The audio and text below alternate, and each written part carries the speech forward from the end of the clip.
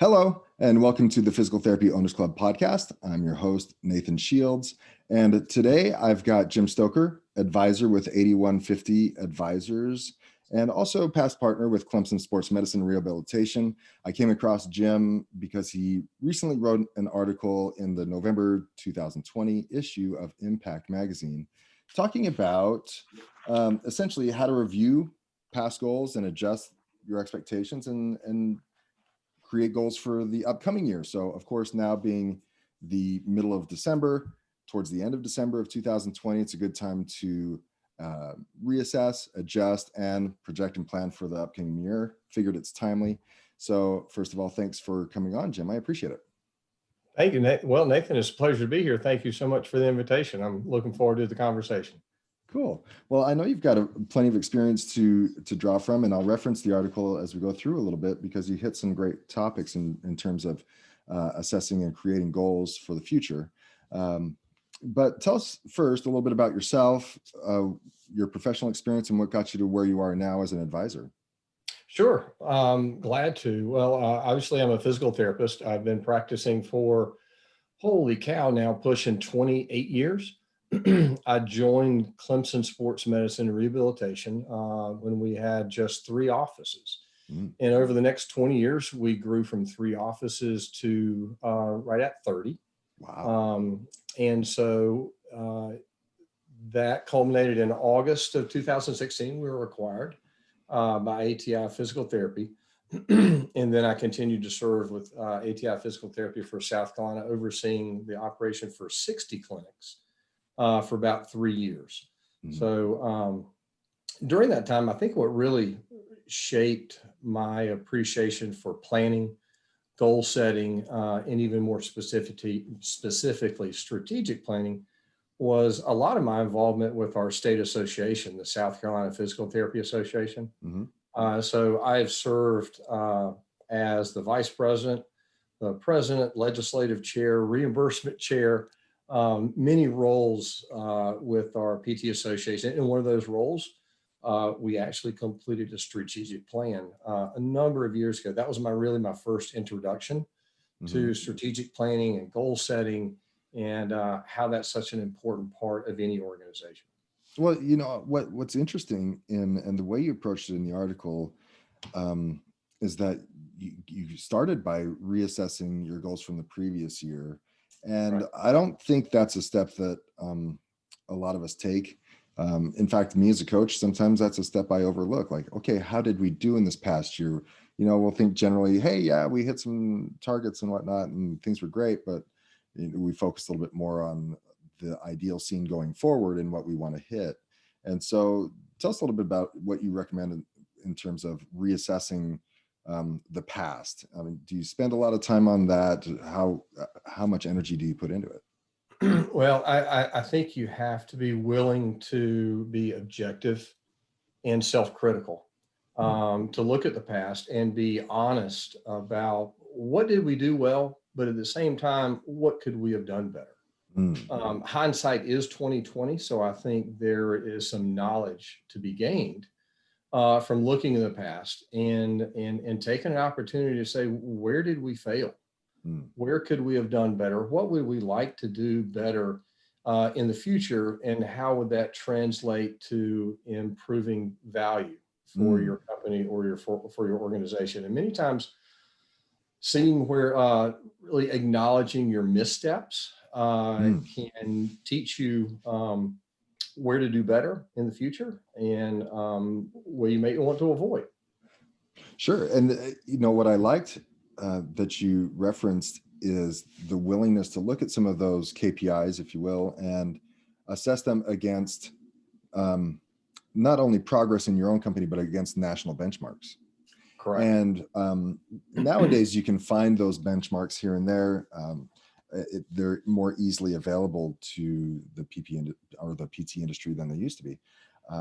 So it's nice to say, okay, our arrival rate improved. You got to where we wanted it to be, but how did it compare nationally, and what should be expected? And I think that gives you a better sense of where you truly stand. Correct. And I guess a shameless plug for the private practice section. I've been a member for years and have greatly benefited from the knowledge of that group and the network that provides. But as you mentioned, Nathan, you're exactly right. The private practice section actually publishes some benchmarking studies. We didn't have those 20 years ago. No. But many times it can be difficult to look beyond the thought that patients love me, patients like me. And unfortunately, there's more to business success than patients like me. And they recommend me to their friends. And so really having a standard, but appreciating there are significant regional differences within those national standards. Something as simple as revenue per visit that is a KPI that people look at. If you really delve into that, we understand there's a significant variance in the geographic price index that determines Medicare fee schedule. So there is some variations you have to appreciate per region. And so you can drill down to your practice setting in your region and compare to some of that normative data. I think is very beneficial exercise. Yeah, and as people look at it, I came across an article recently that, it's a worthy exercise to consider why we got the numbers that we got, right? And sometimes our perspective can be a little bit tinted, but more importantly than looking forward is like, how do we improve? How do we get to another level? How do we correct some of the missteps that we made prior and move forward in that direction? Because I think that starts a different conversation rather than looking backwards and saying, well, why? Yes, that's a worthy exercise. There was this, that, and the other, but how then generate some more forward thinking, I think. And I think that was the go-to or the takeaway message from the article that I was reading, was to really focus on how and what we need to do going forward to make those changes. So as you're looking from the past, how do you then shift to looking towards the future as an advisor? Great question. You're exactly right. You looking past you, it essentially helps you determine where you are. And then you focus on where do we want to go and how are we going to get there? How do you bridge the gap? And again, I was just talking to you earlier that one of my colleagues at 8150 Advisors is Steve Stalzer, and we were both very passionate about our belief in the benefits of strategic planning.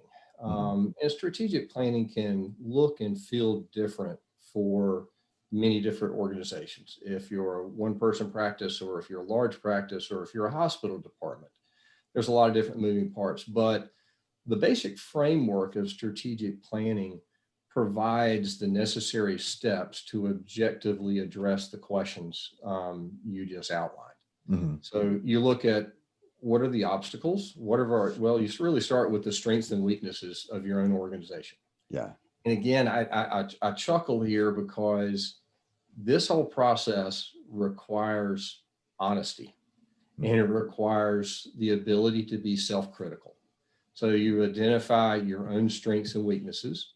Where are we good? Where are we not so good? Where can we improve? And then you expand that strategic planning process to internal plan, internal assessment, and then obviously external. And most people can have the ability to control and influence your internal environment much more than you can your external environment. Oh, sure. But there has to be a willingness to commit to the plan. Once you decide these are the obstacles, what's it going to take to overcome these obstacles? And that's where you use the strategic planning process to drill down to actually initiatives and action items that's going to take to address each obstacle to move you towards the goals you want to achieve. And so as you're doing something like this, and you're referencing the SWOT analysis, I assume, right? Yep. Is do you start with that ideal scene first, like how I want to, what I want my clinic to look like and some of the numbers I want to see at the end of 2021? Or do you do a SWOT analysis before that, or does it matter? I think it does matter. I just mentioned to Steve recently, years ago, I was one of those individuals that felt like a mission statement and a vision statement was mostly fluff. It was something that it looked good on a piece of paper and it felt good. Mhm. It wasn't until years later that I completed this type of process with our state association and then with our own company that I did really appreciate how actually important a mission statement and vision statement is. Mhm. It truly does drive your goal setting. Yeah. And so you really start with your mission and vision statement and then determine what are our overarching goals. Mhm. Do we want to expand our clinics from 1 to 3 in the next year? Do we want to go from 3 to 5? Or is it basically a goal setting for just your clinic? Improve aspects of that clinic. Is it a business goal, revenue, bottom line? Do you have a philanthropic goal Mm. of community engagement? Yeah. So a lot of people only think business, Yeah. which is vitally important, but there are other worthy goals that may not be directly tied to your bottom line. Mhm. So I like to think of it as you start with an agreed upon mission and vision statement. That helps you drive your overarching goals. And then you basically drill down. Mhm. So you start big picture and drill down to the details through the specific goals. What are the specific KPI goals that allow us to achieve the overarching goals? Yeah. And then what obstacles are in place, what initiatives, tasks, and specific action items do we need to take to achieve those goals? So it's kind of going from the big Yeah. picture to small detail. And I love that you brought up that it's more than just the clinical stuff, because as we're talking to individual and independent business owners here, um, in my experience, and maybe you've come across this as an advisor, uh, I've had clients come to me and say, "So, what should my next steps be? Where should I go next?" And I can't answer that for them. That's right. Right? I said it's so much of these things originate from what the owner or the partners in that ownership want to achieve, and you really have to be clear and figure that out first, because, like you said, not all of it's about clinical growth, financial goals, you name it. Some of it is maybe you just don't want to treat 40 hours a week anymore. That's And, right. or maybe you want to go to part-time treating or not treating at all. Mhm. Maybe you want the freedom to explore a hobby, or maybe there's a household revenue goal that you Mhm. have for your household, and your business needs to create 100% of that, 75% of whatever. And so some of these overarching goals stem from our personal and household goals that we need to be a little bit more clear on as well. It absolutely does. You're exactly right, Nathan. Particularly when you have partners in a business, the more partners you have, the more potential obstacles. Mhm. You have different personalities and different characteristics, and those can potentially lead to different goals. So one of the things that was a challenge for us that we do ask when engaging a client that has more than one owner is is the leadership aligned with their goals? Mm. And many times they're not. And Yeah. there's without question, personal goals of the owners directly impact the goals of the business. Yeah. Because business goal achievement is directly tied to an owner's personal goals. Yeah. So you really do need to have that question, and it starts with you need to have agreement among leadership of what are the goals together. You can't Mhm. have two people pulling in two different directions. So Yeah. many times you have that down south here in the Bible Belt, we call that a come to Jesus meeting, Nathan. That's right. So Yeah. you've got to get the leadership and ownership on the same page and Mhm. in agreement with this is our goals, this is where we're headed. Because if you don't have alignment at the top, you're really going to struggle to have alignment moving forward with the rest of the team. That even goes so far as, would you say, and that even goes so far as alignment with your spouse or significant other that you have, that might be a significant part of the business, because there are some spouses that are a part of the business. That is very true, Yeah. very true. So if we recommend if a spouse is legally part of the business, potentially not officially part of the business, Mhm. um, input from all influencing factors is definitely important. Mm-hmm. So what I thought was interesting in your article that I hadn't considered so much was, as you look at these goals for the upcoming future, you go so far as to consider, I think what you called it was the ROI of change. Right. And so tell me a little bit about that and your thought processes regarding the ROI of change, and going past more than just the goal setting, but what it's going to take to achieve that goal. And if I'm not mistaken, maybe considering if that goal is worth it. That's exactly right. That's Really? exactly right. So Okay. as you go through the planning process, something might look nice and fun and pretty on paper, Mm-hmm. and it might feel good. But you might determine as you drill down to the individual tasks and action items that are required to achieve that goal, you may find out it is going to take a Herculean effort um, to move the needle a little bit. So Mm-hmm. when we talk about the return on investment, as you vet the various goals, you'll return, okay, how much a difference is that going to make?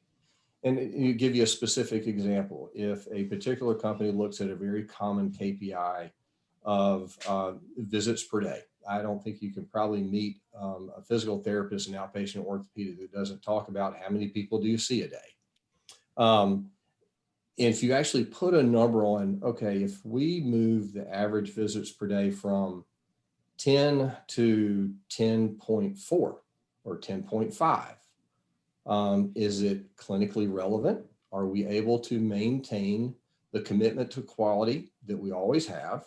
You answer all those questions and you say, yes, it's doable, it's reasonable, it's a goal. What's the monetary return on that? And so you can objectively put a dollar amount Yeah. on, if we, from January 1 to December 31st, if we're able to achieve a 0.5 increase, or maybe it's a percentage increase. Mm-hmm. You know your revenue per visit, you know your expenses, and you put that number on top of it, then you know exactly how much value you're creating Yeah. for your entire company and your organization. Okay. I got it. So yeah, that makes me think about some clients who might say, well, I want to double my gross revenues this year. Right. So that's nice and good, but it is also important to recognize, okay, well, doubling your gross revenues typically means about doubling your number of visits. Well, do you have the capacity to do that? Do you have the square footage? And Correct. do you recognize the staffing that it's going to take to double your revenue? And also, do you have it in your marketing budget to increase your marketing spend to get double the new patients? I mean, there are Right. other things you can do to improve the efficiency and productivity of your clinic that can get you a little bit more business, maybe 10 to 20% better if you really short things up. But you're talking about a large investment. And so I think it's worthy, like you're talking about, to consider an exercise in which you're looking at not just the goal, but also what it takes to get there. And is it feasible? Is it realistic? And do you have the capacity to do that? That's right. So, and again, that's exactly the process we vet with clients about. If someone suggested that goal, if I want to double my gross revenue, um, we're going to ask the difficult questions of, okay, is gross revenue the best goal that measures value for a company? Is it net revenue? So immediately starting, if you focus on net revenue, you're acknowledging both sides of the business equation of income and expense. Yeah. And then you drill down to, well, where can that come from? How much of it is internal efficiencies through visits, appropriate charging, clinical efficiency, front office efficiency. Are we losing revenue because of authorizations or denials on treatment? So those are efficiencies you can create internally. How much is going to come from internal factors that we can control? How much potentially needs to come externally? How many more new patients are we going to have to generate? And then you're exactly right. The internally is, do we have the physical space? Do we have the staff? Can we recruit the staff? How long does it take to recruit and hire and bring someone on board? So that would be an example of a very large overarching goal that would have many sub goals that would come from different aspects of the company to try to achieve. Yeah, I love it. The focus. I love the drill down to maybe you want to focus a little bit more on net revenues, Right. and Right. see how that affects your business a little bit better. So I love the way that you redirect a little bit there. And then, but I also like how you talked about how does that change occur with the team that you currently have, because then you further go on to talking about change management. Right. And so many of us as entrepreneurs have grandiose ideas and visions.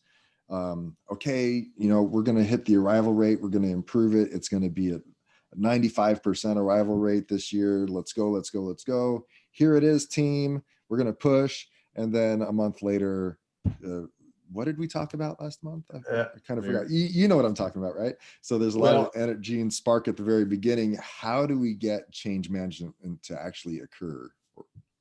It's funny. I'm sitting here chuckling, Nathan, because you just described exactly what the mistake I made more times than I care to admit. Yeah, right. I really did. And there again, it's multifactorial. There are so many moving parts. I do believe that so much of your planning success begins with the culture that you have. Again, there's so much written in overall industries about how culture is important in an organization. And again, at one point in time when I was more black and white, science-based and right out of school and really focused on clinical aspects, I didn't appreciate that as much as I do now. And I learned that the hard way. But to truly have a culture that will accept change and accept challenge and focus on goals and improvement is paramount to the success of any plan. And so that's actually part of the looking back process that you start initially. And you answer the difficult questions about what culture is in place now. And that involves communication style. It involves frequency of meetings. Are you a top-down culture? Or do the owners basically decree, this is how it's going to be, do it my way, and this is how we do it? Do you have a culture of engaging your staff and your leaders and truly empowering them to be part of the problem solvers and decision makers? So you have to understand the environment in which you are going to implement the plan. And so that's definitely part of determining what obstacles are in place, not just physical obstacles, but environmental obstacles. And how does the team function? Well, I'm really glad that you took it that direction, because, if you read, was it Peter Drucker or was it Brene Brown that read that said culture eats strategy for breakfast? That was Mr. Drucker. Yeah, that was Mr. Drucker, right? Yeah. And so she quoted it though in her book Daring Greatly. But you're exactly right. You could have so many plans and ideas, but if your team isn't willing and isn't prepared, that's right, and in a place of reception from what you're bringing down from the mountain per se, then it's going to fall flat. Very true. So if someone is listening to this and like, man, I don't know if I have that kind of team, or man, I really need to work on my culture. Would you recommend they maybe start, improving their culture first before hitting some of these KPIs actually? You do, because it will be part of the entire plan. Because if an owner believes that and they acknowledge that is an obstacle, then we're going to help them create initiatives and action items to overcome that obstacle that is going to be occurring in concert with your other goals and your other action items. So it really boils down to leadership development, and developing leaders and kind of identifying the champions that may not be owners, that they may be management. Again, that's going to differ greatly between the size of the organizations. Again, if you have one clinic that's 3 FTEs versus one clinic that's 10 FTEs versus 3, 5 to 10 clinics. So you're identifying those champions that are going to help foster change. Yeah. And maybe you need to begin with one level of leadership training. Maybe it's 2 levels of leadership training. But in my opinion, and for what that's worth, when you're following the leadership training, you're investing in your team. You're communicating with your team, and during that process, they become part of the team, and that is actually building the culture. They become they're appreciative. That's right. Of the development in themselves, and they're appreciative of and they see that there's more to this process than simply showing up at 8 o'clock, seeing 10 patients and going home. That they're part of a bigger picture. And as you include them in the process, you provide transparent communication. They begin to appreciate the bigger picture, and then now being able to implement goals that impact the larger picture, which is the organization, I think is much easier to achieve. Yeah, it's interesting. I talk to clients about leadership development, and because, of course, the limitations of the clinic are simply the limitations of the owner. And if they are unwilling to delegate and train and develop these leaders, then the clinic will expand to the limits of that owner's time and capabilities, and also will mimic the weaknesses and strengths of that owner. Whereas you can be a much more well-rounded business, you can expand and grow if you expand that leadership team, like you're talking about, right? And when I bring that up to owners, a lot of them just kind of, I'm on a conference call, but I kind of get the deer in the headlights sensation, because they don't know where to start. And I don't know what you tell your clients, but I'm usually just telling them, well, do what you did. If there are books that were influential for you, then invite them to read some of those books and discuss what you learned, right? If there was a consultant or a group or a training program that you went through personally for management training, invest in particular team members to take that same training. I mean, just follow your path, right? Right. I mean, and so you don't have to recreate the wheel. I'm sure there are companies out there that can provide management training for you, but if you want to start from scratch, I mean, just do some of the same things you did, and then give them morsels of what you would say leadership, when it comes to maybe leading out on a team meeting, or if there's a charity that you want to endorse, let them start the toy drive or the canned food drive and get that going and get everyone involved instead of you doing it yourself as the owner.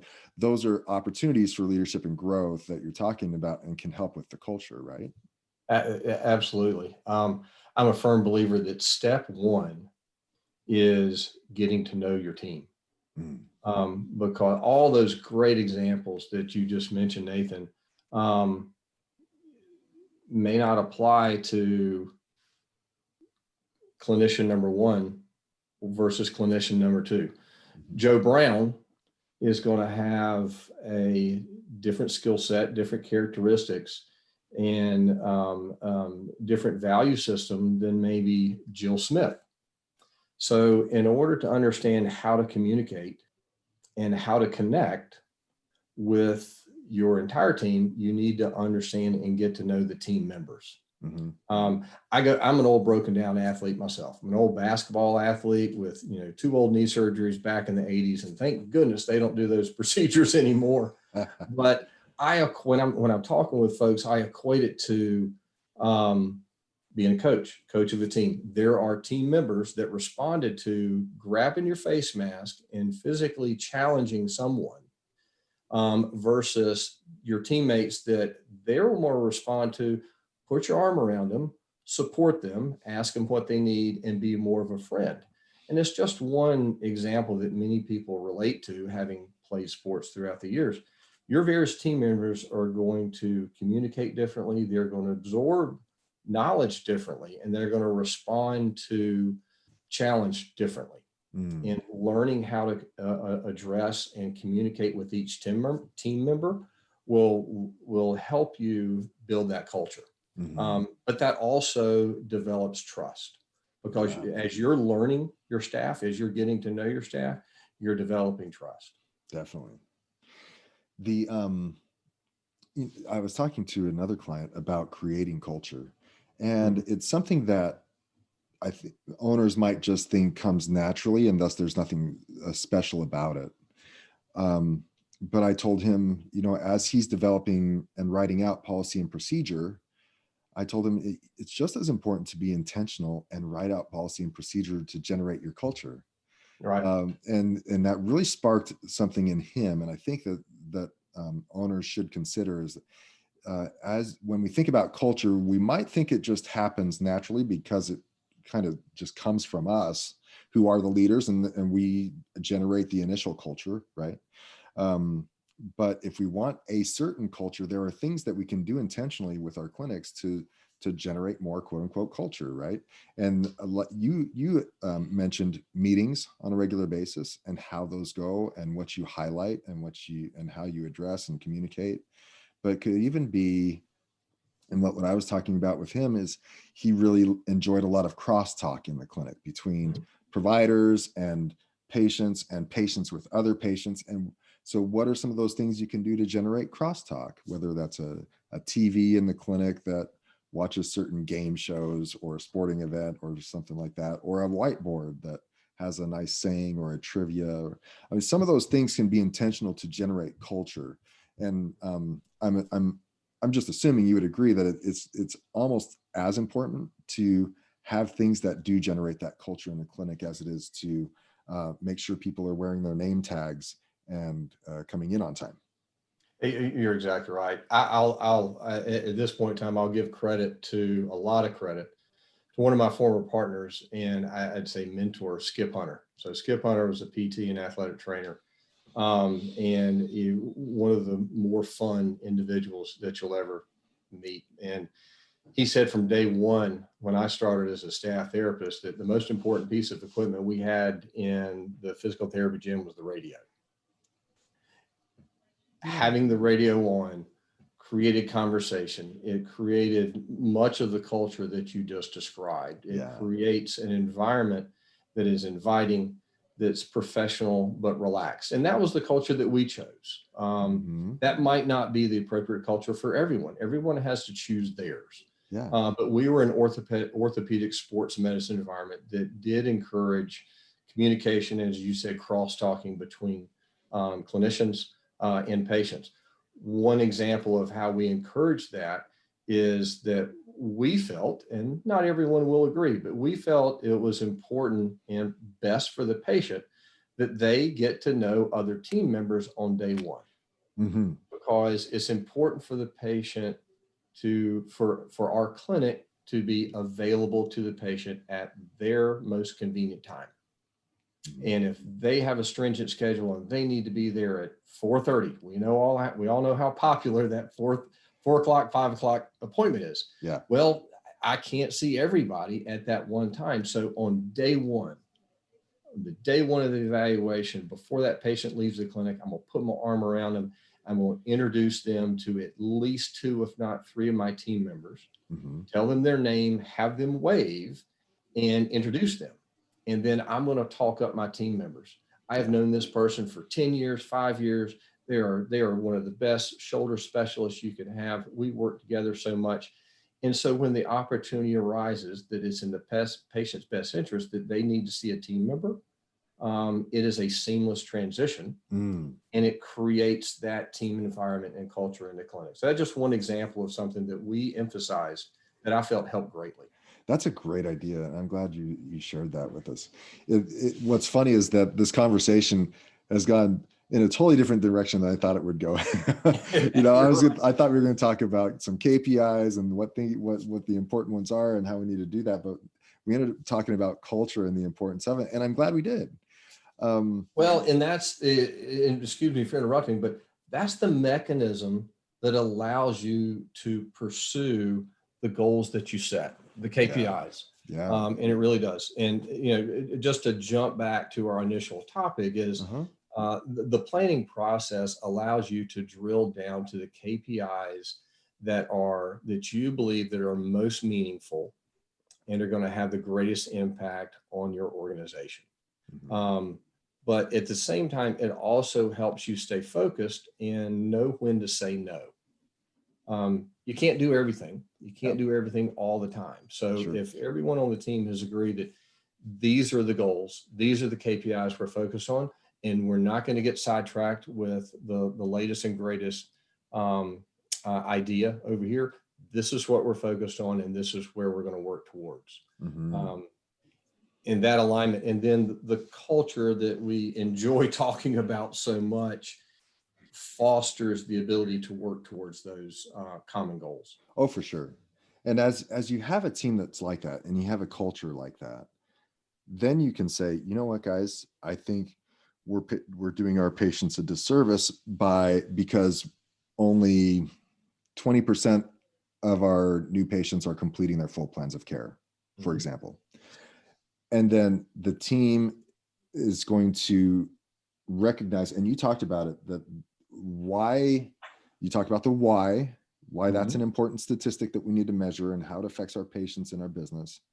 And then you get their buy-in and a sense of urgency, and then you work together. I mean, you can generate a plan as the owner, but as you start talking about it and get their feedback and input, and we talk about how we're going to measure this and see if we're making growth and progress towards our Right. goals.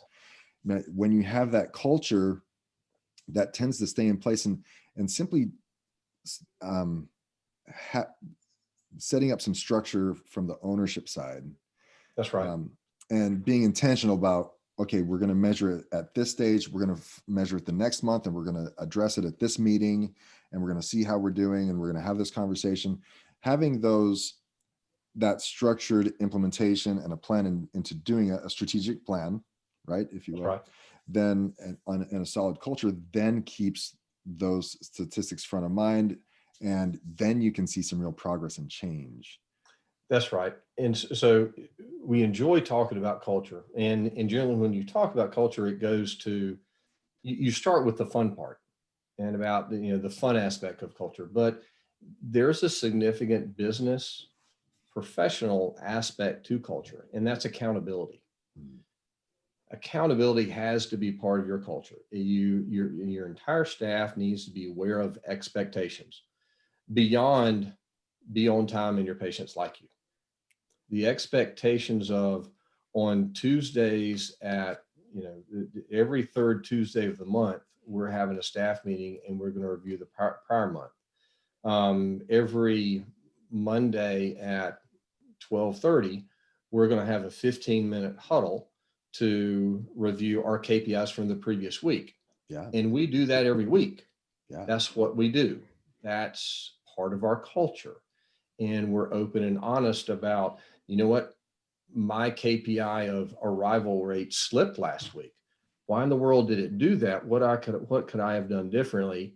And then that conversation quickly expands to how can we as a team help each other Yeah. manage? Because I had this conversation all the time. If you've ever worked in a clinic, and everyone that's listening, I'm sure has, is your schedule never happens the way it looks at 8 o'clock in the morning. Sure. All right. You get your schedule and you see it's nice. And however often you schedule, be it every hour, every 30 minutes, every 45 minutes, whatever you do, it never happens the way it looks. Things Yeah. go haywire. People show up late, early, cancel. That's where that culture of teamwork helps you achieve efficiencies that help drive those goals. But Mm-hmm. the accountability, the professional business aspects of culture boils down to accountability and the frequency and just follow up. As you Mm-hmm. mentioned earlier, a few minutes ago, when you said, everybody has these great either end of year meetings or beginning of year meetings. Is this what we're going to do next year? And a month later, everybody's forgotten about it. Problem is, you have to ingrain the accountability into your culture so it does stay top of mind. You're exactly right. Mm-hmm. Yeah, and I think meetings are a huge part of that. I mean, there's so many Mhm. clients that I talk to that don't have regular meetings with their team and with their leadership team to expand it out, or even with their billers. They should have meetings with their billers. But it's in those meetings that you have the opportunity to maintain traction towards the goals. And you take what we're talking about is a year-end projection, and you break it down by months and like, okay, how did we do past month, and then what are we going to do Right. in this next month to improve that, and this is where we are, guys. That meeting rhythm is so important to the growth Mhm. and acceleration and progress of a company. And I love that you shared that when we think about culture, sometimes it's about the feels, it's the atmosphere, it's the parties and how we engage with people. But there is, and I like that you put it this way, there is a business culture that's That's right. also a sub part of culture. And that business culture involves regular team meetings, individual one-on-one Mhm. meetings, right? And how we act and perform and how we hold accountable. I love that you brought that part of it Right. up. Yeah. Very true. That made me think of one of the obstacles that's very common, that many times impedes the ability to have frequent meetings, is accessibility and visibility to your KPIs. Mm-hmm. So one thing we talk about with offices is, what's your visibility? How can you extract information from your system? Mm-hmm. Can you drill down to the individual clinician? Yeah. Can you pull, how frequently can you calculate arrival rate? How frequently can you calculate visits per day per clinician? Um, it is very common. I think in any team in any industry, if you put a handful of teams of individuals together and there's a team, you're just naturally going to have high performers. You're going to have middle of the road, and you're going to have those folks that you have to bring along. And so that directly impacts how you coach and what you do. For Mm-hmm. example, if you have a clinic, you believe they're a little bit low on arrival rate, all right, we can do better. And if you address that clinic as a team, say there are 5 clinicians. Well, and you're addressing the team and challenge them, this is what we need to do. Well, if you never really drill down and see the details behind that number, you may see that you have 3 that are 98%. They are knocking it out and they Mm-hmm. absolutely love it. And there's really one person that may be at 82% or Yeah. 80%, that's bringing down that number a little bit. Well, you're spinning your wheels because your high performers believe you are lumping them into the problem when they're absolutely not. Yeah. So, correctly identifying visibility to the KPIs, visibility to the numbers, and correctly identifying where the opportunity is, and then addressing the opportunity as a challenge, but also thanking your high performers. Yes. Don't lump your high performers into the problem or the Yeah. challenge, but thank them and then incorporate them, how they can impact and maybe influence and potentially lead the other folks that need some support. Yeah. I love talking to owners about their accessibility to numbers and can they Yeah. get the statistics that they need. Many EMRs aren't that capable, unfortunately, Mhm. and some of them are behind the curve. But to get that down to an individual practitioner level is so huge, because like you said, Right. you could be cracking the whip on your whole team, like, guys, we're trying to get to 90%, 92% arrival rate, and we're stuck at 90. What's going on? Well, the high performers are like, well, I don't know what more you want me to do. That's exactly right. Right, when you shouldn't be necessarily cracking the whip on the team, but drilling down to that individual provider.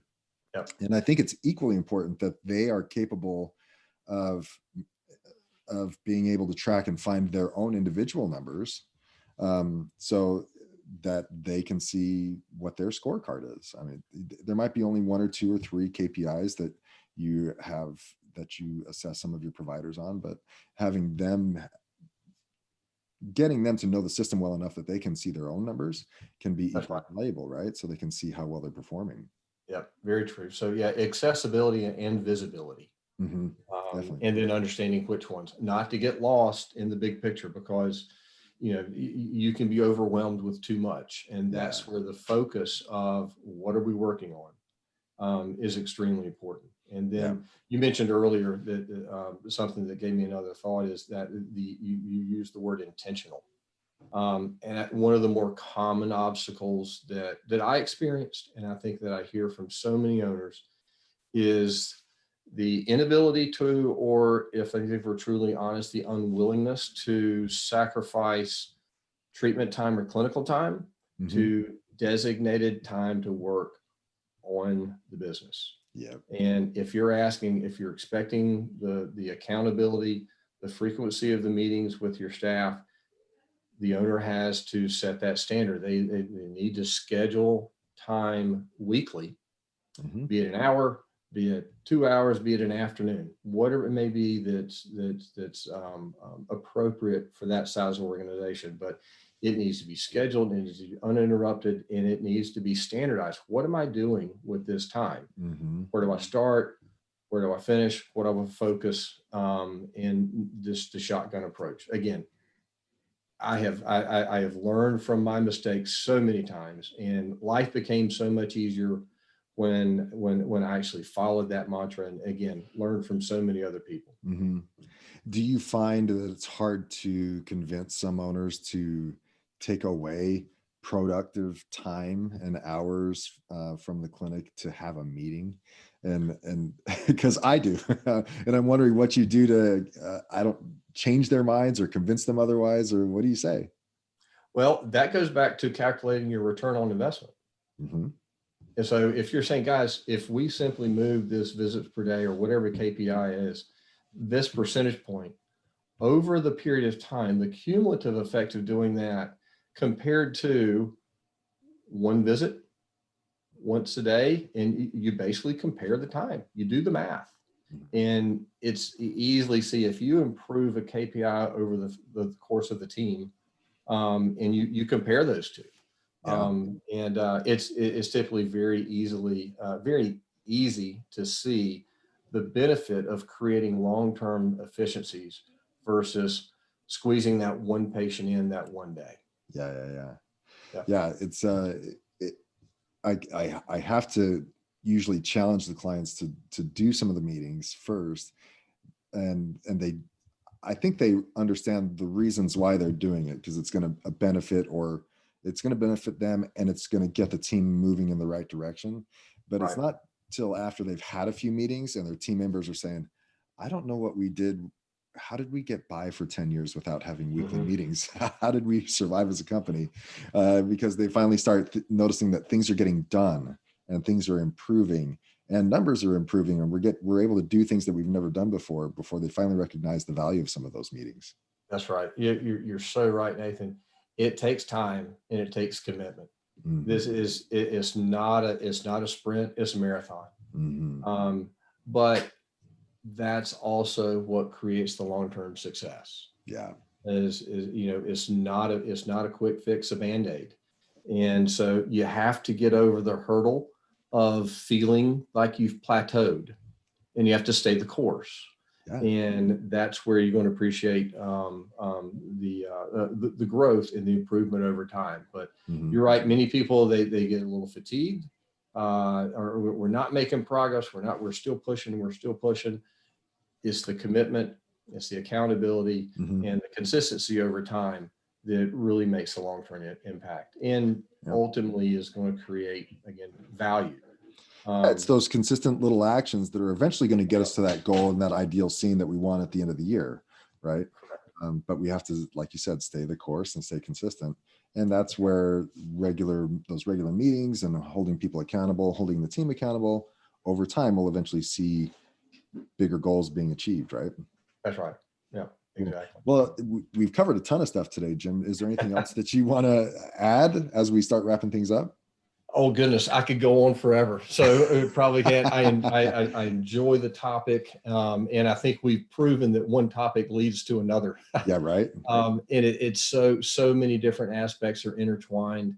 But again, just bringing it back to the core of strategic planning is, just as our conversation flowed to so many topics, That can also happen with an organization. You can get off track with chasing different topics and different goals. That's right. But what a strategic plan is, it helps you focus on what you have decided is most important for this period of time for our organization, and helps provide you focus. I love it. Yeah. Yeah. Well, if people want to get in touch with you, how can they do that? Real simple. My email is jim@8150advisors.com. Great. Cool. And I'm going to do another interview with you. We're going to talk about something else that you're passionate about and you've had a lot of success with, and that is the utilization of athletic trainers in coordination with physical therapy clinics, right? Correct. A little bit, because we were sports medicine in orthopedic clinics for so long, we've had experience with athletic trainers, but we created, I was a co-founder of a nonprofit organization entitled Play Safe. And we did that because typically taxpayer funds, state allocated funds for public schools, are not allocated to public schools to hire athletic trainers. Yeah. And so we tried to come up with a better way, a more sustainable way to help fund and provide athletic trainers beyond one entity, be it a PT clinic, a doctor's office, or a hospital, just hiring them all. So yeah, it's a interesting topic, and it's definitely a passion of mine as well. Cool. Well, we'll wrap this episode up and just use that as a little teaser for those people who are interested or who have athletic trainers on staff and how they can utilize the program that you guys have started. But nonetheless, thanks today for sharing your wisdom and being a part of the podcast. My pleasure. It was a lot of fun. Thank you, Nathan. Thank you.